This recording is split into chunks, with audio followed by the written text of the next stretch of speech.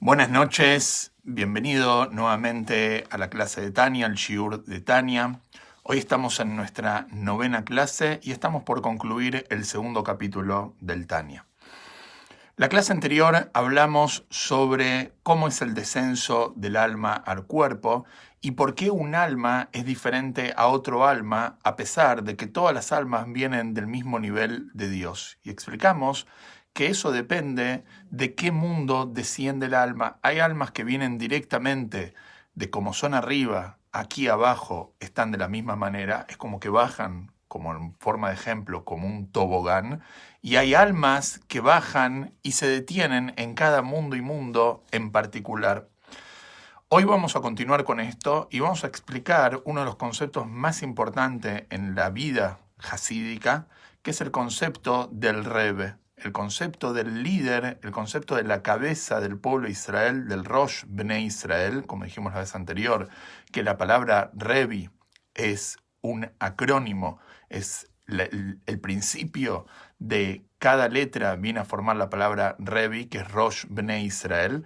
Hoy vamos a explicar este concepto basado en lo que el Alter Rebbe nos va a explicar acá. Pero antes de esto les voy a compartir nuevamente para que tengan aquí en los comentarios el texto del Tania, del capítulo 2, para que lo puedan seguir desde adentro. En el Tania estamos en el anteúltimo párrafo, donde dice, esto explica el comentario de nuestros sabios. Y leo adentro, dice así. Esto explica, dice el Alter Rebbe, el comentario de nuestros sabios, nuestros jajamim, dicen sobre el versículo, y unirse a él. Entonces preguntan nuestros sabios, ¿cómo una persona se puede unir a Dios? Dios, de alguna forma, no está en la capacidad del hombre de unirse a él como dos personas físicas que se pueden unir. Entonces responden los jajamim, dicen así, aquel que se une a un sabio de la Torá, es considerado por la Torá como si realmente se hubiera unido a la Shejiná, a la presencia divina.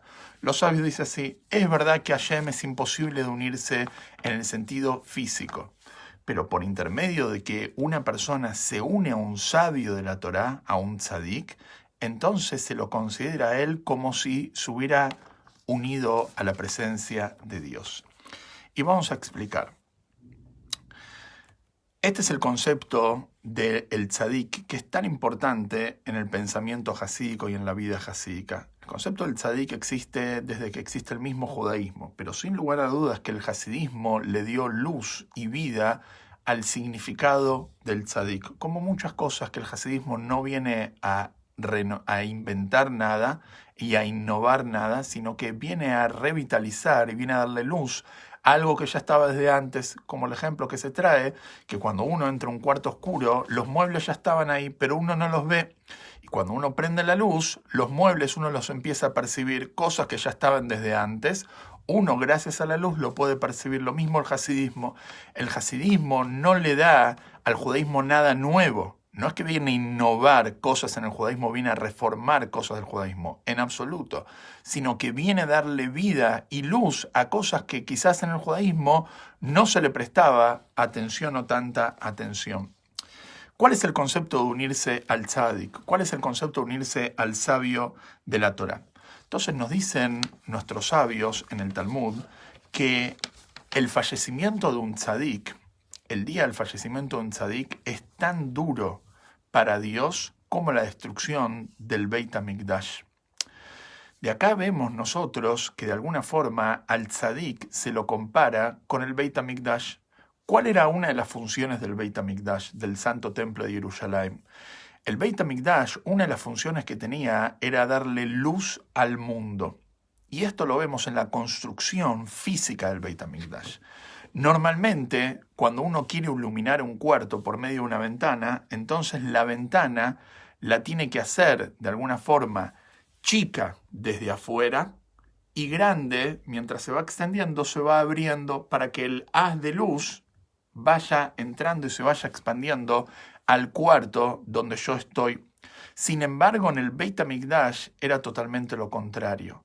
En el Beit HaMikdash, dentro del Beit HaMikdash, en vez de ser amplio para recibir luz, el agujero de la ventana era estrecho, era chico. y salía hacia afuera expandiéndose, abriéndose. De acá los sabios dicen que el Beit HaMikdash no necesitaba luz, sino por el contrario, el Beit HaMikdash es la fuente de la luz del mundo. Del Beit HaMikdash se iluminaba el mundo entero.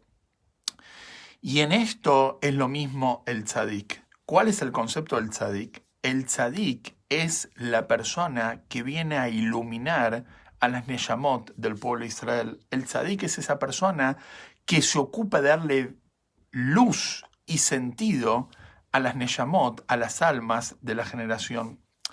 Y voy a contar una historia que cuenta sobre Herodes. Herodes, nosotros sabemos que era una persona bastante excéntrica, algunos lo llamaban loco. Él vivió, digamos, un siglo antes de la destrucción del templo. Estamos hablando hace un poco más de 2000 años atrás, la destrucción del segundo templo.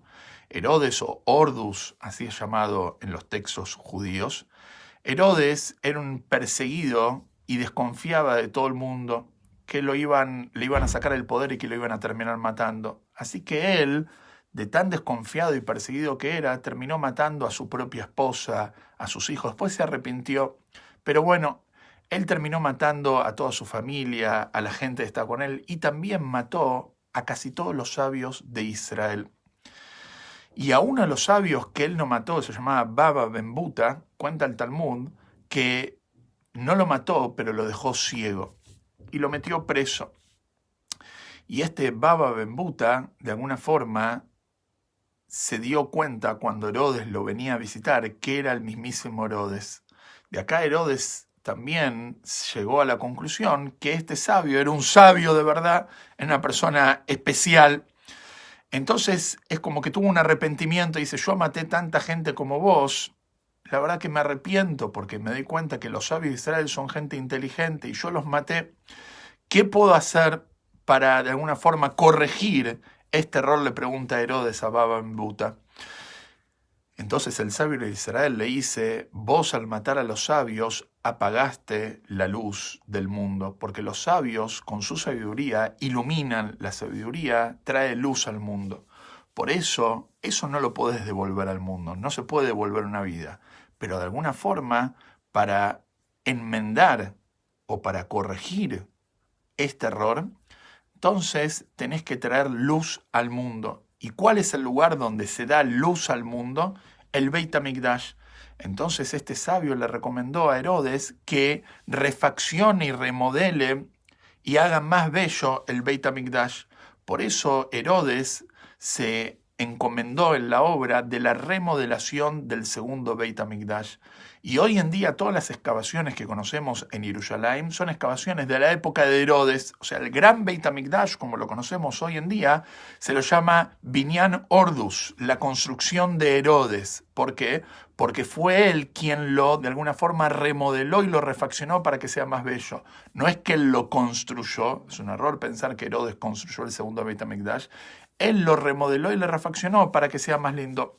¿A dónde voy? El punto es que el Beit HaMikdash es la luz del mundo. Y de la misma forma que el Beit HaMikdash es quien trae luz al mundo, también los tzadikim, como nos dicen nuestros sabios, que para Dios es tan drástico la destrucción del templo como la muerte de un tzadik, entonces los tzadikim también son comparados con la luz, quienes traen luz al mundo.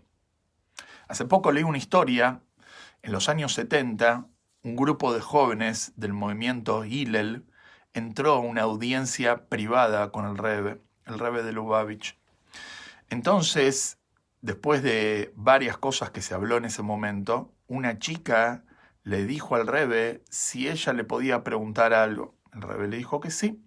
Entonces la chica le dijo que le gustaría que el Rebbe le explique qué es un Rebbe, pero que se lo explique en el idioma de ellos, no en un idioma, digamos, místico. El Rebbe le dijo, ¿qué hay arriba tuyo? La chica miró y había una lámpara con una luz. Entonces le dijo, ¿cómo es que esta luz ilumina? ¿De dónde recibe su energía? Entonces la chica le dijo, esta luz está conectada por intermedio de un cable que ese cable, después de varios kilómetros de distancia, está conectado con una fuente de energía, con un generador o con una fuente de donde viene la luz. Entonces, el Rebbe le dice, eso es exactamente un Rebbe. ¿Qué es un Rebbe? Un Rebbe hay almas, las almas son luces. El Rebbe es un generador y el cable es el vínculo que hay entre la Neyamá y el generador. La Neyamá y el Rebbe. El Rebbe es esa persona encargada, de alguna forma, de iluminar la Neyamá. La Neyamá está y la Neyamá es una parte de Hashem. Sin embargo, cuando el Yudí se conecta con el Rebbe por intermedio de seguir sus consejos y seguir sus enseñanzas, entonces la Neyamá se ilumina. La Neyamá brilla. Como explicamos en la clase anterior, que de la misma forma que un hijo viene del cerebro del padre, también de la misma forma explica el Tania que toda Neyamá se conecta con Hashem por intermedio de apegarse al tzadik. Así lo explica el Tania en nuestro texto. Entonces sigo leyendo. Otra vez, aquel que se une a un sabio de la Torá es considerado por la Torá como si realmente se hubiera unido a la Shejiná, presencia divina. ¿Cómo se iguala uno al otro?, pregunta inmediatamente el Alter Rebbe. Porque al estar ligados a los sabios, el Nefesh, por intermedio que uno se une a un sabio, el Nefesh Ruach y Neyamá de los ignorantes está ligado y unido a esa esencia original y a su raíz en la sabiduría suprema. Por intermedio que uno se une al sabio, como explicamos recién, que lo vimos en la clase anterior, uno se une a la mente suprema, es como que uno se une a la mente del Padre, que en este ejemplo vendría a ser el Tzadik, que uno se une por intermedio del Tzadik a la sabiduría de Dios, y con ello a Dios, pues Él, como explicamos hace varias clases anteriores, pues Él, refiriéndose a Dios, y su sabiduría son uno. Y Él es el conocimiento por medio que uno se une a la sabiduría de Dios, se está uniendo a Dios, como dijimos antes, en nombre del Rambam. Acá va a surgir una pregunta. Todo bien, entendemos el concepto del tzadik, y otra vez este concepto no es algo que el hasidismo trajo al mundo, este concepto ya existió siempre y en todas las generaciones. Siempre Am Israel se conectó al líder de la generación, a la cabeza de la generación, en la época de Moshe con Moshe, en la época de Yoshua con Yoshua, y así sucesivamente en cada generación. Sin embargo, acá surge una pregunta muy sencilla. Nosotros durante la historia vimos que hubo gente que se rebeló contra ese líder, gente que de ninguna manera quiso recibir de ese líder. Entonces la pregunta acá es si todos reciben esa luz por intermedio del líder, de la generación, ¿cómo puede ser que una persona vaya y luche contra ese líder, contra ese rebbe, y aún así reciba, como el ejemplo, seguramente a todos se le viene en mente, el ejemplo de Koraj? Koraj fue el prototipo de la persona que luchó contra Moshe, y él luchó contra el líder de la generación. Sin embargo, el Tania dice que toda persona en la generación recibe influencia y fuerza del líder de la generación. Entonces la pregunta acá es, ¿cómo Koraj recibió esa fuerza de Moshe cuando él no quería recibir la fuerza de Moshe? Entonces dice el Alter Rebbe lo siguiente, y sigo leyendo. En cuanto a aquellos que pecan intencionalmente y se rebelan contra los sabios de la Torá, como lo vimos con Koraj. Pregunta al Alter Rebbe, ¿cómo reciben su nutrición?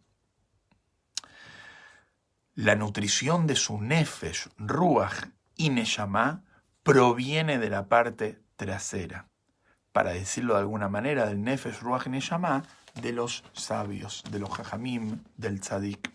Y esto, como explicamos hace unas clases anteriores, el ejemplo de recibir de la parte trasera de la espalda, como una persona que está obligada a dar algo, pero lo da con desgano. Entonces, cuando lo da con desgano, lo da de alguna forma, tomá, pero no le quiero dar la cara. Cuando un Yehudí cumple Torah y Mitzvot, cuando una persona cumple la voluntad de Dios, entonces Dios le da su influencia a la persona de la cara, del panim, del rostro, con buena voluntad. Cuando una persona de alguna forma va en contra de la voluntad de Dios, entonces Dios también le da. Pero ¿cómo se lo da? Se lo da con desgano, se lo da, como se dice, no de su rostro, sino de la espalda. Y esto es lo que se llama en Cábala y en Hasidismo, primiuta razón y hitzoniuta razón. ¿Qué significa primiuta razón? Del interno de la voluntad o de lo externo de la voluntad. Y lo explico, muy sencillo. Muchas cosas que nosotros hacemos en nuestra vida, lo hacemos, pero no es realmente lo que queremos hacer. Detrás de eso que hacemos hay un objetivo, hay una voluntad, hay un deseo. Por ejemplo, mucha gente va a trabajar, pero él no quiere ir a trabajar. ¿Qué es lo que él está buscando por intermedio del trabajo? Un sueldo, un reconocimiento. Sin embargo, él no puede lograr ese reconocimiento o no puede lograr ese dinero si no es por intermedio del sueldo. Entonces, ¿qué? Si no es por intermedio del trabajo. Entonces acá, el trabajo es de alguna forma, no es mi deseo interno, no es lo que yo quiero internamente. A pesar de que yo voy a trabajar con ganas y lo hago de buena fe y trabajo fielmente, pero ¿qué? ¿Cuál es mi voluntad? Mi voluntad es el reconocimiento, mi voluntad es el sueldo. Eso es primiuta razón. Y el trabajo es hitzoniuta razón. O por ejemplo, una persona que tiene que ir al dentista. Entonces nadie está obligado a ir al dentista. Sin embargo, una persona tiene una carie, tiene que arreglarse algo en la boca. Entonces la persona va al dentista y va al dentista porque él quiere ir al dentista. Pero ¿qué es lo que él realmente quiere? Él no quiere ir al dentista. Él lo que quiere es que le arreglen esa carie que tiene en la boca. Entonces acá es lo mismo. El primiuta razón es sacarle la carie y el hitzoniuta razón es ir al dentista. Lo mismo con un tzadik. Dicen nuestros sabios, tzadikim domim levoram. Los tzadikim son parecidos al Creador. Lo mismo con el tzadik. Una persona puede recibir del tzadik y su luz, como la luz que viene de alguna forma directamente del generador, o la luz de una persona que se colgó del vecino, lo está haciendo en forma ilegal. Entonces, la luz que uno recibe del tzadik lo puede recibir por derecha o lo puede recibir por izquierda. Obviamente que la persona siempre va a preferir elegir recibir esa energía por derecha, a pesar que eso le genere mayor esfuerzo y a pesar de que eso le genere mayor sacrificio. Sin embargo, el hecho de hacer lo correcto, esa es la satisfacción más grande para la persona. Y sigo leyendo y concluye el capítulo 2 de la siguiente manera. En cuanto... Último punto, perdón, me olvidé, tengo anotado acá una anotación. Am Israel nosotros lo comparamos con un cuerpo. Explicamos que el pueblo judío se lo puede comparar con un cuerpo. Y de la misma forma que en un cuerpo hay varios miembros y órganos en el cuerpo, y algunos tenemos pares, por ejemplo, los brazos tenemos pares, las piernas tenemos pares, los dedos tenemos 10 dedos en la mano, 10 dedos en los pies. O sea, hay órganos que se repiten en el cuerpo. Sin embargo, cabeza hay uno solo. Cabeza en el cuerpo de una persona sana solamente hay uno. Por eso cada generación dice que tiene una cabeza. Hay un líder en la generación que esa es la persona encargada de ser la cabeza de la generación, como Moshe. Que Moshe fue la persona que de alguna forma fue el rebe de la generación y él era el encargado de iluminar a toda la generación de la misma forma que la cabeza es la encargada de darle luz y energía a cada parte del cuerpo, así como vamos a explicar más adelante en el Tania, en los últimos capítulos, que de la cabeza es donde reposa el alma y el alma de alguna forma que está en la cabeza es desde ahí donde se va yendo toda la energía del alma a los diferentes órganos del cuerpo. Por eso es muy importante entender que puede haber muchos tzadikim en cada generación. Y como siempre decimos que mínimo hay 36 tzadikim, pero hay generaciones donde hay más tzadikim y hay muchos niveles de tzadikim. Pero no es lo mismo decir tzadik que rebe. Rebe hay uno solo, cabeza hay uno solo en cada generación. Y ahora sí concluye el capítulo número 2 y dice lo siguiente. ¿Qué es lo que nosotros venimos diciendo? Nosotros venimos hablando del descenso del alma al cuerpo. ¿Y qué es lo que decimos? Que el alma al cuerpo desciende de alguna forma como una suerte. No es que depende de nosotros y de nuestras acciones que nosotros podemos llegar a hacer para traer un alma elevada al mundo. De alguna forma es como una suerte que va cayendo un alma de una persona a una persona de un nivel y a otra persona le cae un alma de otro nivel. Aparentemente, si nosotros vamos a leer en el Zohar, que paréntesis chiquitito, hoy es el día del Lag BaOmer y nosotros sabemos que el Zohar está escrito y basado en las enseñanzas de Rabbi Shimon Bar Yochai que él enseñó a sus alumnos.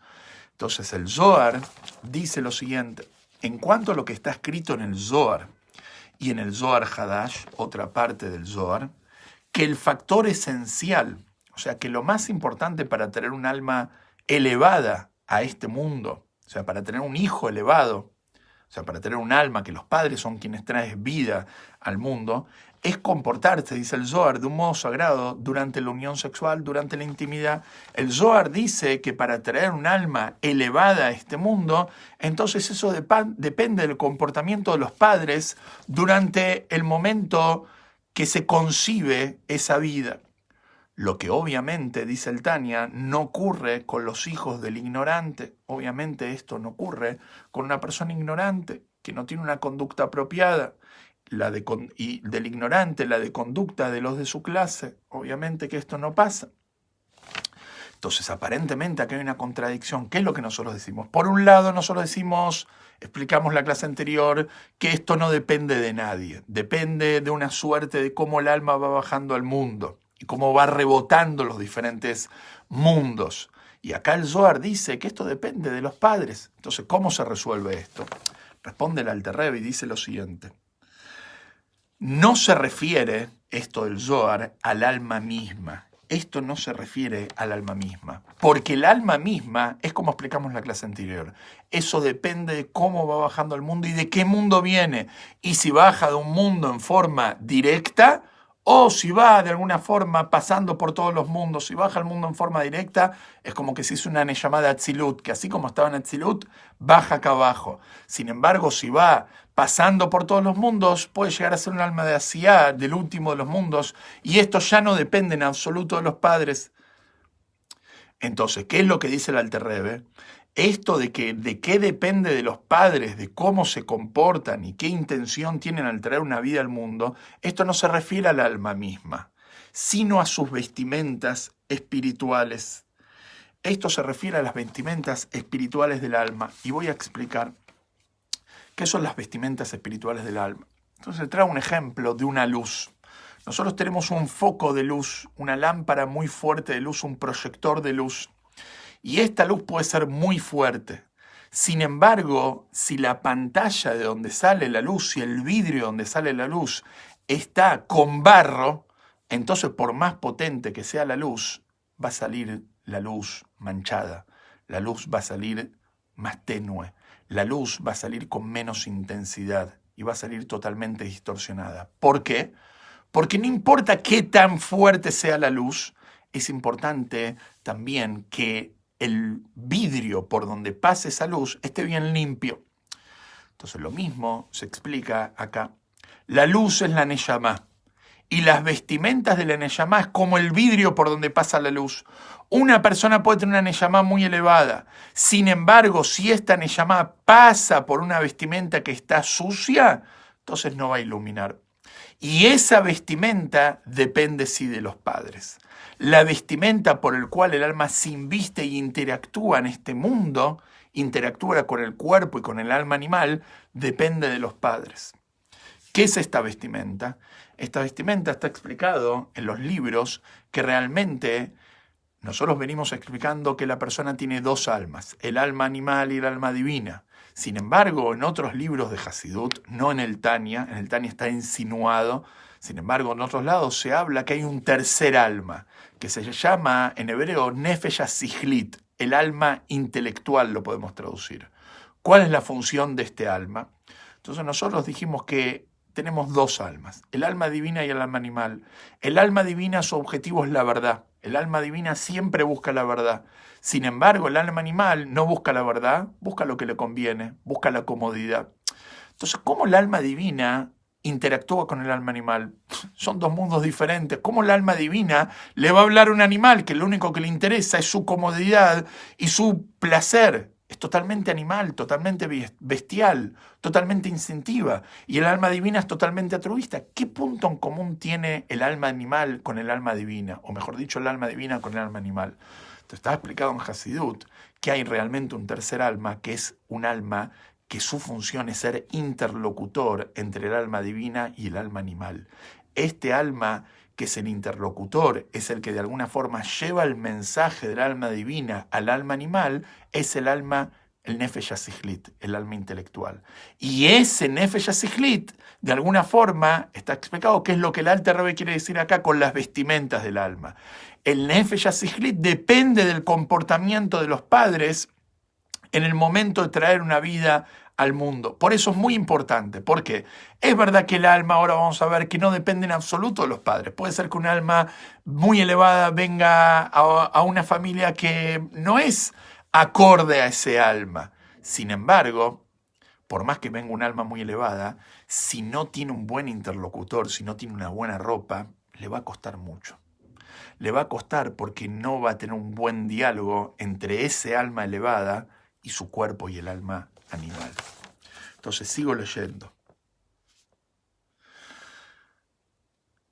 Otra vez, entre corchetes. No se refiere al alma misma, sino a sus vestimentas espirituales. Esto es porque no hay nefesh, ruach y neshama que carezca una vestimenta que provenga del nefesh y de la nefesh de la esencia de su padre y madre. Todos los mandamientos que cumple, todos los mandamientos que la persona va a cumplir durante su vida, están influenciados por aquella vestimenta. Porque, como explicamos, ese alma interlocutora que la llamamos vestimenta, es el alma que de alguna forma se ocupa de interactuar y crear un diálogo entre el cuerpo y el alma divina. Entonces, ¿cómo vas a cumplir un mandamiento por más que tu alma divina quiera hacerlo si tu cuerpo no está de acuerdo? Incluso, dice el Alter Rebbe acá algo muy fuerte, incluso la benevolencia que le llega a uno del cielo es dado por entero de esa vestimenta. Escuchen esto, ¿qué es la benevolencia? La suerte que va a tener esa persona durante su vida, la parnasá, la energía espiritual que le va a llegar a esa persona durante su vida, depende también de esa vestimenta. Entonces es algo muy fuerte la influencia que tienen los padres sobre el hijo, a pesar de que no es sobre la esencia del alma misma. Continúa, no importa cuán grande sea el alma, no importa qué tan fuerte sea la luz, como dijimos en el ejemplo, hace falta que el vidrio esté limpio, como una cámara de foto. Vos podés tener la mejor cámara, pero si el foco, si de alguna forma el lente no está limpio, la foto no va a ser nítida. Entonces es muy importante tener el lente limpio y limpiarlo constantemente. Lo mismo con la vestimenta. Uno puede tener un alma muy elevada, pero tiene que tener estas vestimentas limpias. No importa cuán grande sea el alma, aún necesita la santificación del Padre en el momento de la unión matrimonial. Y concluye, pero el alma misma, a diferencia de sus vestimentas, o sea, la esencia del alma, no es afectada por la santificación de los padres. No depende en absoluto el nivel del alma de los padres y cómo se santifiquen. No. Por el contrario, dice el Alter Rebbe, escuchen esto. Por el contrario, a veces ocurre que el alma de una persona infinitamente elevada resulta ser el hijo de una persona innoble y baja. Puede pasar, y puede pasar muchas veces, que una persona de un calibre espiritual bajo tenga un hijo y un alma de ese hijo muy elevada. ¿Por qué es esto? La explicación que se da es la siguiente. Cuando tiene que bajar un alma al mundo, entonces de alguna forma la clipá, la sitrajará, las fuerzas del mal, se oponen a esto porque no quieren, van a perder su partido, no les conviene que venga un alma tan elevada a este mundo. Entonces se oponen y hacen fuerza para que no baje, metafóricamente, para que no baje este alma al mundo. pero que llegan a un acuerdo con Hashem, llegan a un acuerdo con Dios. Y dicen, bueno, nosotros dejamos que baje este alma al mundo, pero dejamos que baje en una persona de un nivel bajo, o sea, de una persona que va a ser criada en una familia baja. ¿Por qué es esto? Porque cuando una persona tiene un alma muy elevada y se comporta no adecuadamente a ese alma, entonces la clipá, como vamos a explicar, la clipá chupa de este alma y se alimenta de esto. Le conviene al mal que este alma no se comporte. Entonces hay altísimas probabilidades que a este alma elevada tenga un mal comportamiento. Sin embargo, Dios, más inteligente, obviamente, sabe que finalmente este alma va a terminar acercándose y haciendo teshuvá. Por eso apuesta e invierte, porque sabe que finalmente, como dice Val idach mimenu nidach, finalmente todo alma va a terminar retornando. Entonces a Dios apuesta a este alma, aunque circunstancialmente va a tener un comportamiento indebido, para que finalmente tenga un comportamiento correcto. Todo esto ha sido explicado por el Arizal, Rav Yitzhak Luria, gran cabalista de la ciudad de Tzfat, sea su memoria bendición, en Likutei Torah sobre Parashat Vayirá y en Ta'amei HaMitzvot sobre Parashat Bereshit. Y con esto concluimos con el capítulo 2, que la novedad del capítulo 2 es el segundo alma que tiene a Israel, una parte de Dios en lo alto. Si Dios quiere, el próximo lunes vamos a continuar desde el capítulo 3. Que tengamos un Lag BaOmer inspirador y una excelente semana. Shavua Tov.